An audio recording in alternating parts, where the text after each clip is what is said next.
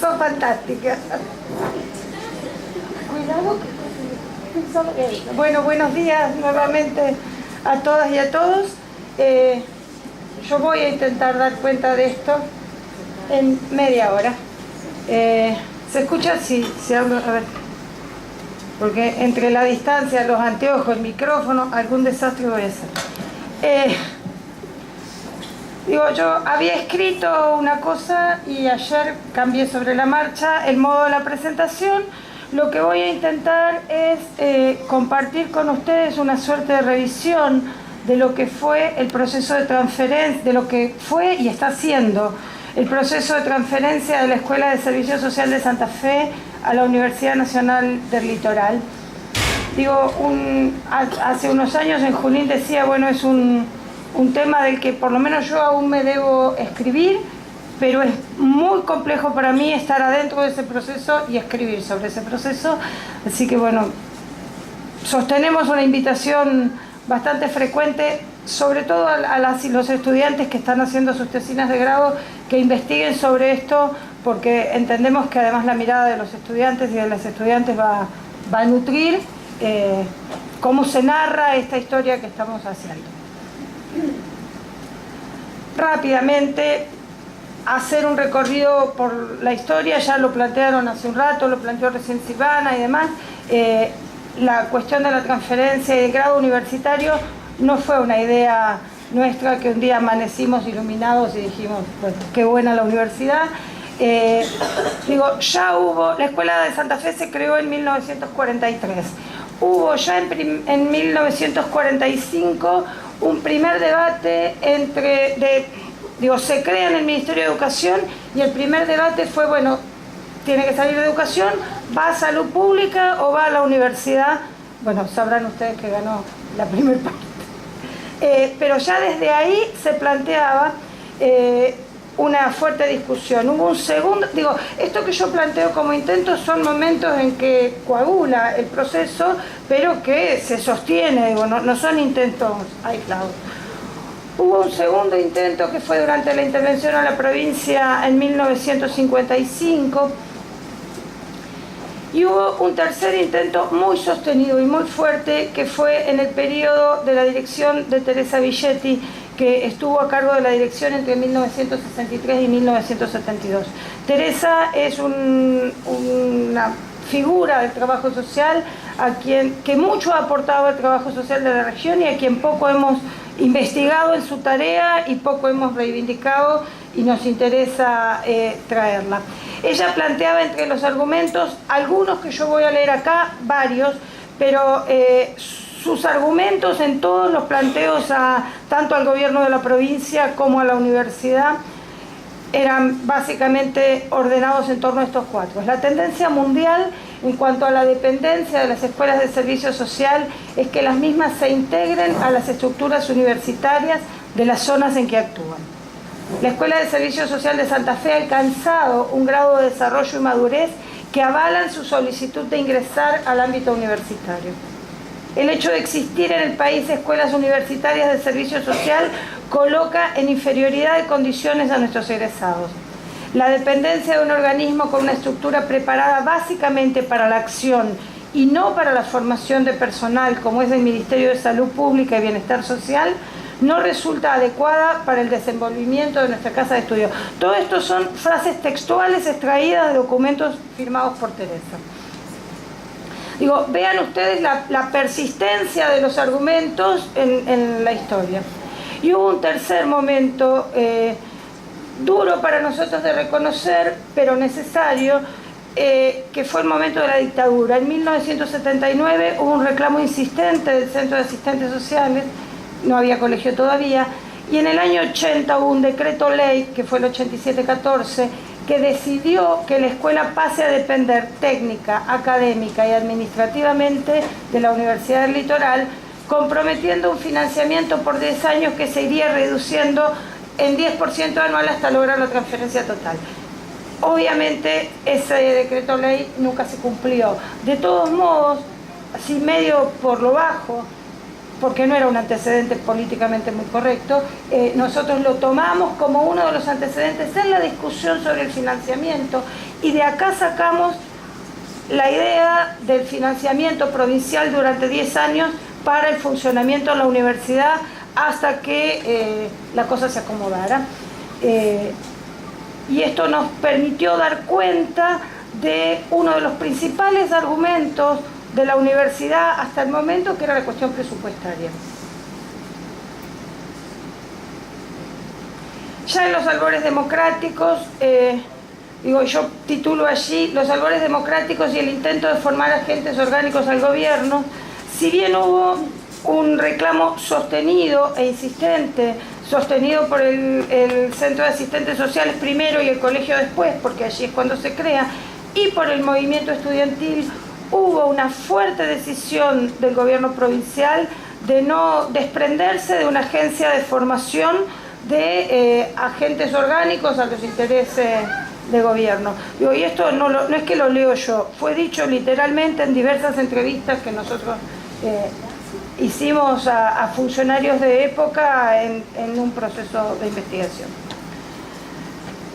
Y el movimiento estudiantil aparece como una línea de permanencia en todo este proceso. Ya en las actas de asamblea de los estudiantes de los años 40 existía un reclamo de los estudiantes, las estudiantes del momento, de obtener el grado universitario. Y fueron quienes sostuvieron sistemáticamente este reclamo. Teresa era parte de aquella presidencia del Centro de Estudiantes y siguió planteándolo hasta el día que murió. Esto es el día que marchábamos a la legislatura para la... Bueno, ya no sé si esa foto es precisamente del día del tratamiento en diputados o en senadores, pero los estudiantes plantean allí los 65 años de la misma lucha, del reclamo por el grado universitario.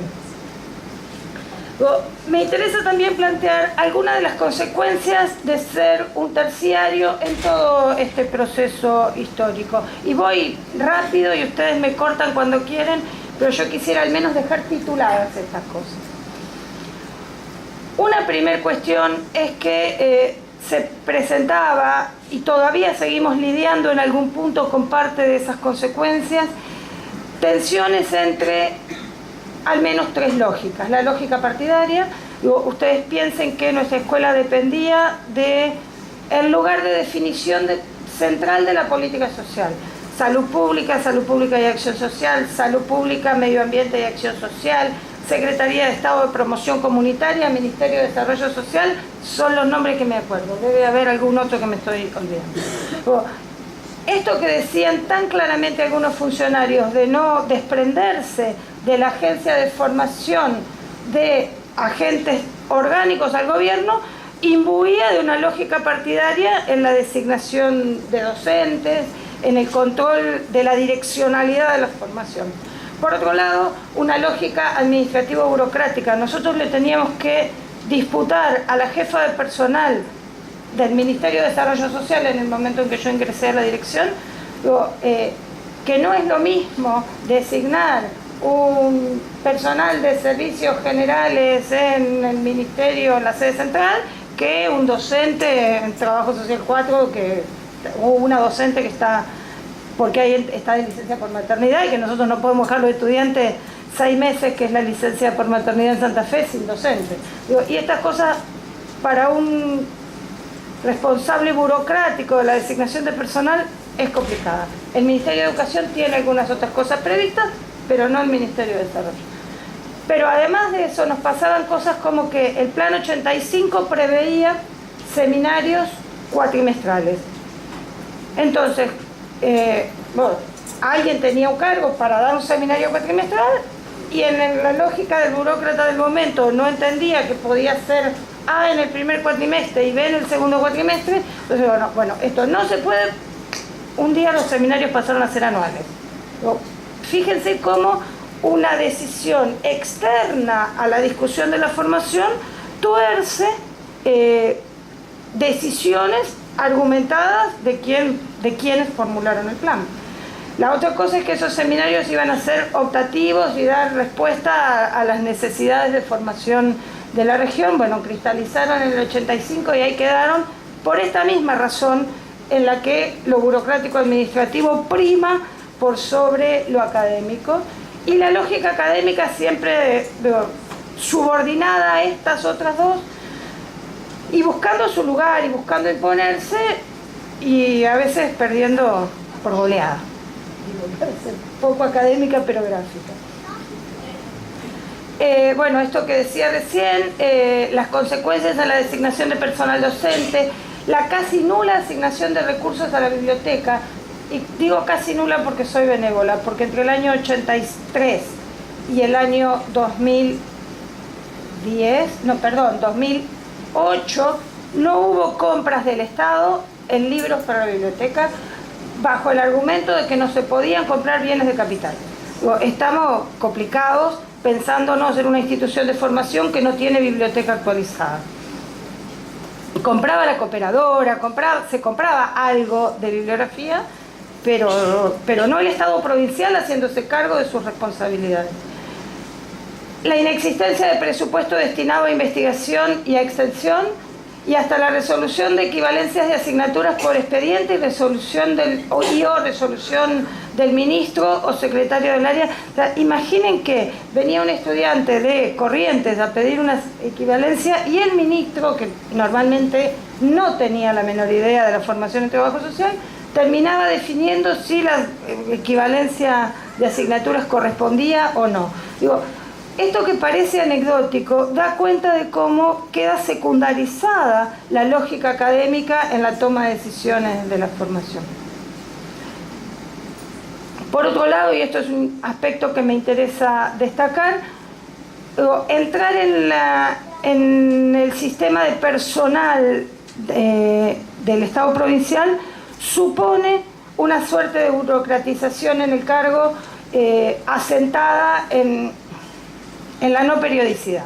Digo, yo sé que los gremios docentes reclaman la estabilidad de los cargos docentes universitarios y la carrera docente y los concursos no abiertos y demás. Digo, tengo mis reservas, creo que eso nos pone en una dinámica de formación permanente que no nos pone la estabilidad del cargo provincial. Disculpen si incomodo, es mi convicción de docente universitaria desde hace casi 30 años, habiendo pasado por varios concursos, o sea que algo de autoridad moral tengo para decirlo. Bueno, la otra es la inexistencia de condiciones para investigación y extensión. Digo, y esto no es un detalle de las consecuencias de la lógica administrativo-burocrática. Digo, ¿cómo pensarnos en una formación rigurosa que dé cuenta de las exigencias de las realidades sociales en las que están inscritas nuestros procesos de formación, sin investigaciones, sin producción de conocimientos, sin el diálogo permanente con aquellos sujetos con los que trabajamos, no en el sentido de la transferencia de productos, en este caso de productos académicos, sino en el sentido de dejarnos interpelar y dejarnos de que los sujetos con los que trabajamos nos ofrezcan, como lo hacen generosamente, nuestras preguntas de investigación, y esto nutre nuestras investigaciones más ricas. Bien, voy así. De todo esto se podría hacer un debate de 2 horas de cada uno de los temas. El contexto que posibilitó la transferencia o de cómo se alinearon los planetas. La primera cosa es que en el año alrededor del año 2000 se inició un proceso de reforma curricular, que supuso una larga revisión, una amplia discusión para modificar el plan de estudios de 1985. Este proceso implicó contradicciones internas entre distintos grupos políticos al interior de la escuela. Y resalto esto porque en todas las instituciones hay conflictos. Estos procesos siempre suponen grupos políticos que disputan. Y eso no tiene por qué asustarnos. Yo comparto lo que decía Gustavo hoy. Bienvenido el debate fundado de ideas en las instituciones de formación y especialmente en el ámbito universitario, porque si algo nos diferencia de los dogmas religiosos es la discusión fundada. Pero hubo un hito que provocó un alineamiento de posiciones antes divergentes, y eso fue la muy cuestionada, incluso por nosotros, Ley de Educación Superior, pero que en este caso fue funcional a saldar una discusión, que es los límites que ofrecía la reforma curricular, porque nadie podía decir públicamente que prefería ser una tecnicatura o que la carrera se convirtiera en una tecnicatura a lograr el grado universitario. Entonces, si había alguna resistencia anclada en estas disputas anteriores de los grupos políticos y demás, vino a quedar al menos en suspenso por un rato en virtud del proceso de transformación curricular que se había encarado desde adentro del mismo colectivo de trabajadores sociales de la escuela. Y hubo en la dirección de Teresita Filippetti un último intento desesperado para concretar la transformación del plan de estudios. Todavía era el último, lo que fue hasta el momento el último gobierno del peronismo en la provincia, que fue el gobierno de Jorge Obey. Y ante la dificultad de conversar pacíficamente entre el gobierno provincial y la universidad, se intentó crear un instituto universitario provincial. Y esto también tenía sus limitaciones, y yo no estoy segura que haya sido la primera opción para quienes sostuvieron la propuesta. Era eso que yo titulo ahí un intento desesperado para no caer en la opción de la tecnicatura.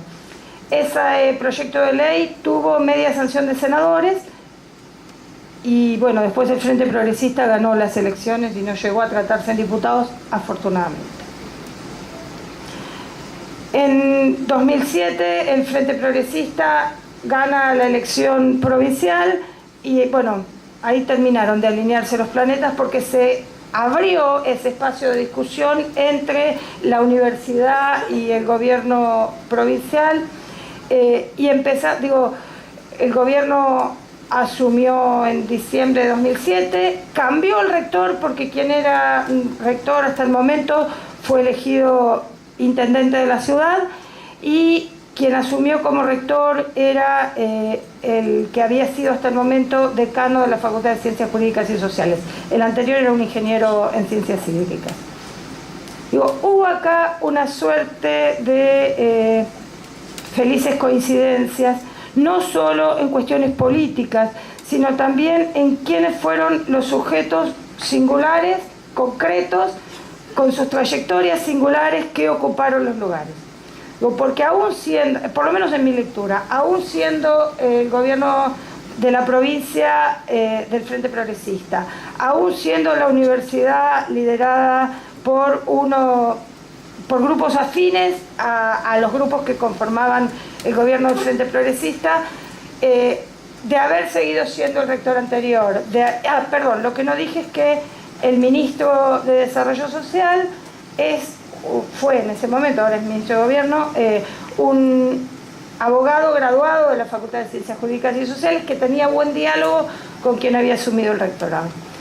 De haber seguido siendo el rector anterior y todos los otros factores se hubiesen dado, esta discusión no se hubiese zanjado.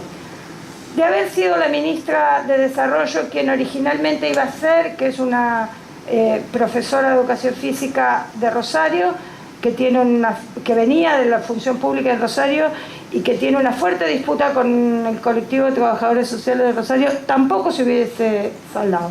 Entonces, bueno, hubo acá una suerte de esto que decimos de alineamiento de planetas, de condiciones políticas, pero también de condiciones personales de quienes ocupaban los cargos de gestión, que facilitaron este proceso. El ministro Farías, expresando esta voluntad política del gobierno en una sesión ampliada del Consejo Académico que el gobierno había asumido el 11 de diciembre. El 26 de diciembre se produce esta sesión. generamos, no se produce, la generamos. Él expresa públicamente la decisión de trabajar en pos de lograr la transferencia a la universidad, de la que él mismo es graduado, y expresó sus preocupaciones por la ubicación institucional de la escuela como agencia de formación profesional en un ministerio cuya principal misión no es la formación. Y él dice allí algo que fue altamente significativo para nosotros, y es que para ese gobierno, que es el actual, los mejores profesionales, los profesionales más interesantes para la tarea de gobierno no eran los profesionales adictos, sino los profesionales críticos. Y esto nos da un paraguas para pensar otras cosas, o para pensar qué tipo de profesionales nosotros queremos formar en esta institución. ¿Cómo se dio el proceso? Yo titulo aquí un juego que jugamos todos, el proceso de incidencia para la sanción de la ley. Ese proceso de incidencia empezó antes de que termine el mes de enero de 2008. No había pasado un mes, y enero es una puesta en suspenso de la universidad, ustedes lo saben. No había pasado un mes de la asunción del gobierno cuando ya estábamos reunidos con el rector, el ministro, el rector, el secretario académico de rectorado y yo, intentando dinamizar esta discusión que, bueno, como todos ustedes saben, está llegando a buen puerto, cristaliza en un momento en 2010 con la sanción de la ley 13.124, pero bueno, nos llevó 2 años y pico de trabajo aceitado.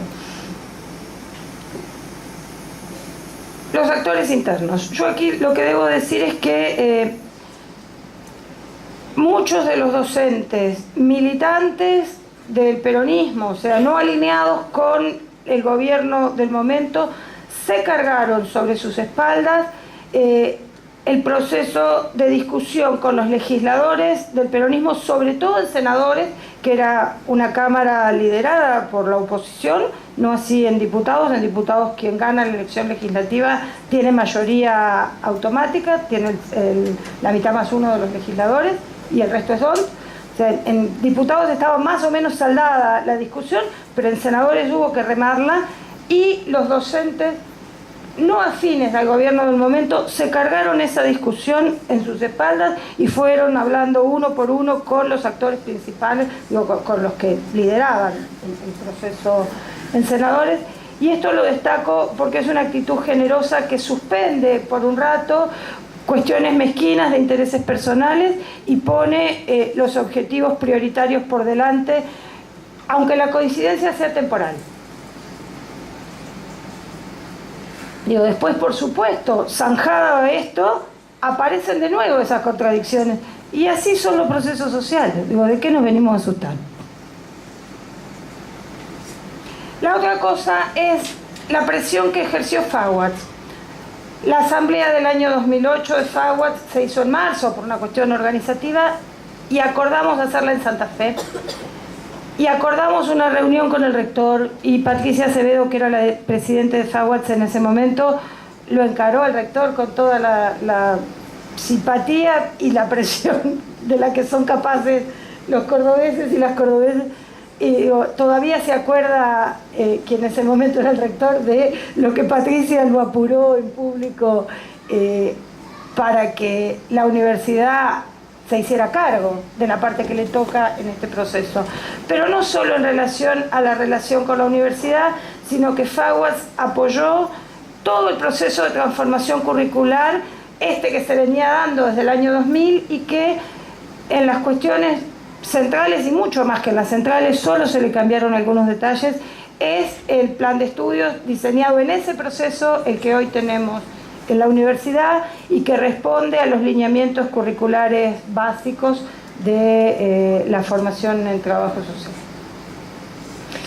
Generamos un comité de articulación en ese mismo 2008, trabajamos 2 años para ver todas las cuestiones académicas y las cuestiones institucionales derivadas de este proceso de transferencia.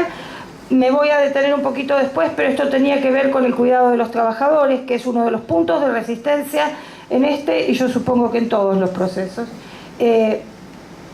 pero me interesa destacar ahora el rol de las unidades académicas de la región, particularmente el dictado de un ciclo de complementación curricular que movilizó el Colegio de Trabajadores Sociales de Santa Fe, pero que dictó la Universidad de Entre Ríos en sede de la Universidad del Litoral. Y esto que cuento puede ser anecdótico para ustedes, pero no lo es para quienes somos partes de estas universidades que disputan el territorio permanentemente. Entonces también hubo acá de ambas universidades una posición que yo digo fue generosa en virtud de apoyar un proceso de transferencia de la carrera de trabajo social.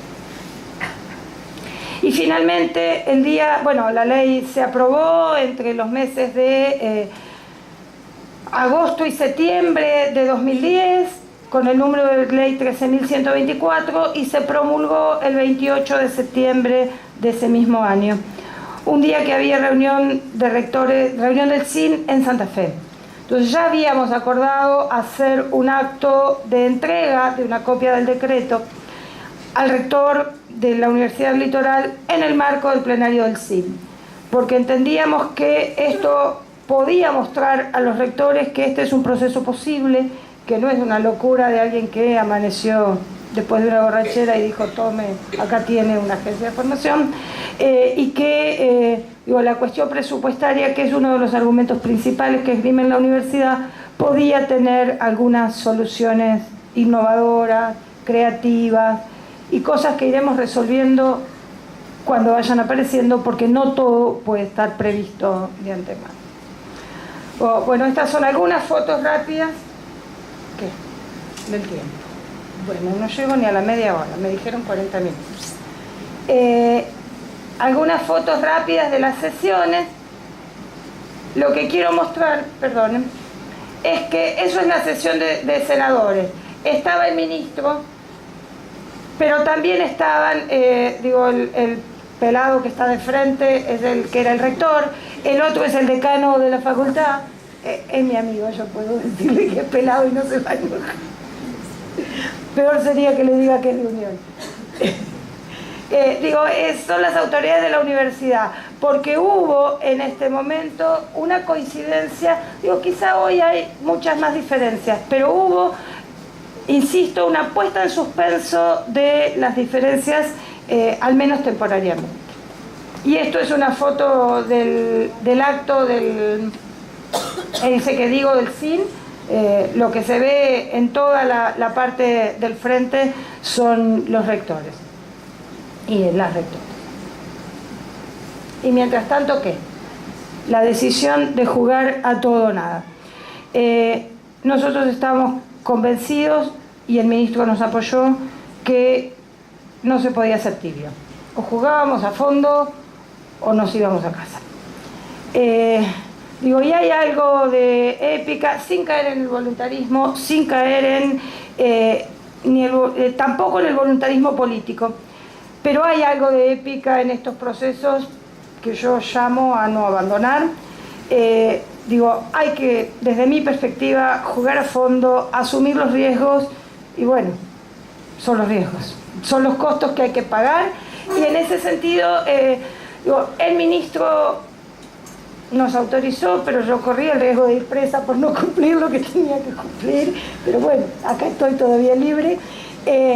Empezamos a implementar el plan de estudios que ya habíamos definido con el formato del plan de estudios nuevo, en la medida en que pudimos congeniarlo con el plan de estudios viejo, lo dimos. No podíamos crear cargos, porque no podíamos crear cargos para las materias nuevas que no tuvieran equivalente, porque no teníamos presupuesto. Pero todo lo que fue adecuación de contenidos, nosotros tenemos las asignaturas de trabajo social, las viejas teoría y práctica de trabajo social en una sola asignatura, las dimos con el formato nuevo, cambiamos los contenidos básicos y arrancamos. Y que sea lo que la historia diga que sea. Además instalamos lo que denominamos programas académicos, intentando potenciar la producción de los actores institucionales en torno a algunos temas relevantes e incluso en torno a algunos temas en los que había cierta acumulación, como por ejemplo la cuestión del hábitat y la gestión del riesgo. También otros, pero este, que había sido un tema muy caro a la región, permitió dar un salto en la calidad de la producción en las condiciones institucionales que había, porque esto no es solo una cuestión de las personas. No es que estos docentes son de mala calidad y no cumplen con los estándares de la universidad. Los docentes mayoritariamente seguimos siendo los mismos. Lo que cambiaron son las condiciones para el desarrollo, para la formación, para la investigación, para la extensión. Bueno, intentamos empezar a darle sostén a esto desde lo que nos era posible en el Ministerio. Desarrollamos actividades de formación y capacitación que no eran de posgrado, porque nosotros la mayoría no tenían título de grado, organizadas con el colegio profesional. Empezamos a participar activamente y con apoyo del Ministerio en eventos académicos, incluso los estudiantes, cosa que no había pasado nunca. El Ministerio empezó a pagar formación de posgrado como becas, cosa que tampoco había pasado nunca. Y esto lo muestro, hacer pasantías de estudiantes y demás, lo muestro como parte de expresiones de la voluntad política de un gobierno de lograr un objetivo que no queda atado a las restricciones burocrático-administrativas. Tomada la decisión, busquemos las formas administrativas para que esa decisión se concrete. Y eso hizo el ministro del momento. Si me dicen que soy pablista, soy pablista. Pablo Farías era el ministro. Y acá me quiero detener un ratito, a riesgo de abusar del tiempo, las tensiones, los avances y las resistencias de antes y de ahora. Obviamente, los miedos. La gente tenía miedo a perder el cargo, ¿qué me van a hacer? Yo no voy a poder con el concurso, ¿dónde voy a quedar? Me van a echar, me voy a quedar sin trabajo, no me puedo jubilar. Bueno, todas las cosas que aparecen como miedos que, entiendo yo, son producto del temor a lo desconocido, pero que generan mucha resistencia a las transformaciones. Nosotros nos dimos una política de cuidado de los trabajadores. El proceso de transferencia fue pautado en 10 años, esto está escrito en la ley, está firmado en el acta de transferencia que firma la universidad, o sea, se involucra en este proceso.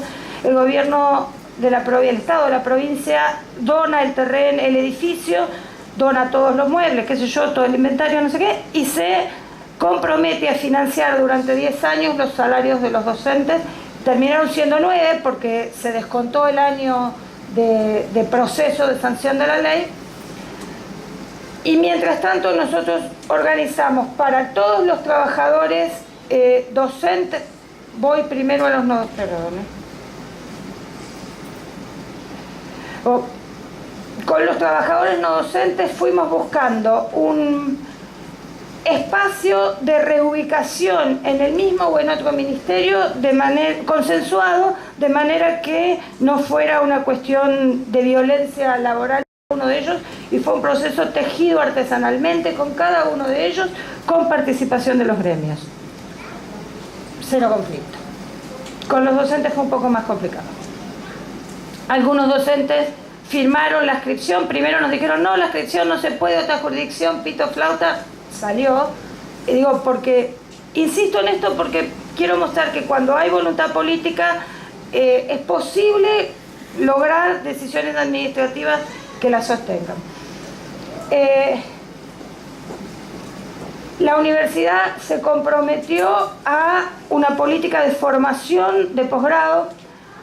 Esto que yo digo, hacer antecedentes, era uno de los grandes temores de los docentes, de no tener con qué dar cuenta en los procesos de concurso. Entonces hubo condiciones especiales para la investigación, para la extensión, para los cursos de posgrado, becas.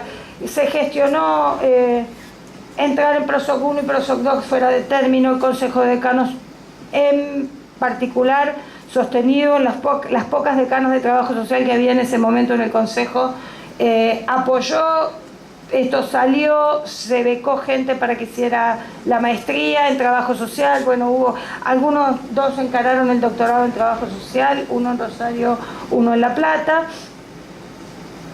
Y el otro temor eran los concursos, que se pautaron con una demora de 3 años, empezaron un poco después, y ya se concursaron cerca de 20 cargos. y estamos y no hay trauma. ¿Cuál es la situación de los trabajadores sociales hoy en la carrera? De 37 docentes que son trabajadores sociales, 15 investigamos en proyectos acreditados.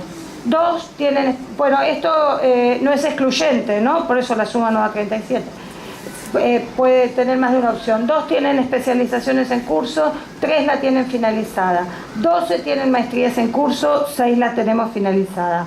17 estamos cursando el doctorado en trabajo social, 3 tienen doctorado finalizado y hay uno de ellos que es postdoctor. Estamos en otra situación, digo, no pasaron 10 años todavía, estamos ahora llegando recién a los 10 años, y esto muestra una transformación significativa que no tiene que ver con el elitismo universitario, que no tiene que ver con un regodeo intelectual de los títulos que tengo, sino que tiene que ver con la rigurosidad de la formación, que tiene que ver con dar cuenta de los problemas sociales de la región, con comprender fundadamente la estructura social argentina, con poder aportar a la producción de conocimientos en relación a los conflictos sociales, digo, poder asumir un proceso de formación riguroso, no para vanagloriarnos de la categoría de investigación que tenemos, que es parte de las acusaciones. Bueno, lo del personal administrativo ya lo dije. La otra cosa es que hubo un proceso, lo hay, de fuertes disputas políticas entre los estudiantes, bienvenido sea. No todos piensan esto, los estudiantes lo sufren, las autoridades de la facultad se quejan, intentan minimizar los conflictos, qué sé yo, pero bueno, la dinámica de los estudiantes es esa y va a seguir siéndola. Tomaron la facultad tomaron el centro de estudiantes, pero se vivió como una toma de la facultad en el año 2011. Esto catalizó un proceso de mayor integración, digo, en el momento fue muy conflictivo, fue muy duro, fue una semana que no estuvo en vilo, pero catalizó un proceso de integración bien interesante que venía siendo más en el sentido de, desde la facultad, de asimilación de una identidad a otra, a una identidad establecida, y desde la vieja escuela de servicio social de resistencia a defender la identidad en términos conservadores de esto es lo que somos, esto es lo que fuimos históricamente y esto es lo que vamos a seguir siendo. Digo que nunca fue así, así fue leído, pero nunca fue así, las identidades no son identidades estáticas ni cristalizadas. Bueno, y ahora estamos más en un proceso de construir algo distinto, que no subsuma lo viejo en lo nuevo, sino que se disponga a crear algo nuevo a partir de 2 viejas tradiciones, una de 98 años que es la universidad y otra de 70 y tantos que es la de la escuela. Con esto termino. ¿Qué nos exige el mundo contemporáneo?